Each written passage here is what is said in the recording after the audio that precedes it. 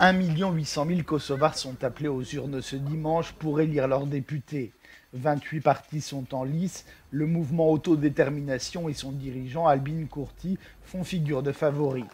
Albin Kurti, ancien résistant au régime communiste de Slobodan Milošević, fait campagne avec la présidente Vjosa Osmani en fonction depuis novembre dernier.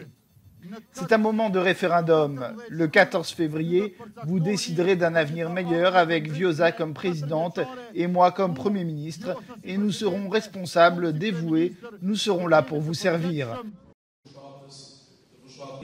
Cependant, Albin Kurti n'est pas le seul, loin s'en faut, à lorgner le fauteuil de Premier ministre. Je suis le seul candidat sérieux pour devenir Premier ministre lundi 15 février au matin. Ceux qui n'ont pas le droit d'être sur la liste, je suppose que vous savez qu'ils ne peuvent même pas être candidats. La Ligue démocratique du Kosovo, le parti dirigeant depuis juin, a été renversée par la Cour constitutionnelle, mais espère encore l'emporter.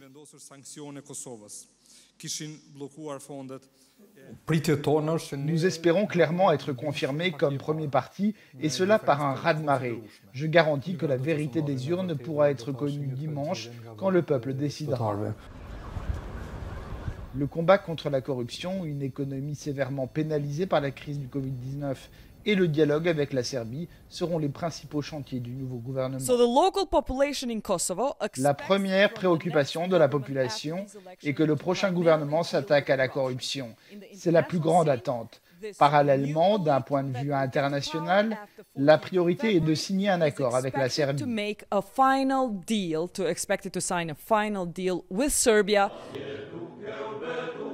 Une élection peut en cacher une autre. Le scrutin présidentiel dans les prochains mois devrait jouer un rôle important dans la formation des prochaines coalitions. Nous sauvegarderons l'équilibre des pouvoirs, notre démocratie parlementaire, la séparation des pouvoirs, législatif, judiciaire, exécutif et même présidentiel. Alors, surprise ou pas, Albin Kurti avait remporté les élections d'octobre 2019, mais son gouvernement avait été renversé au bout de 51 jours seulement après une motion de défiance votée au Parlement.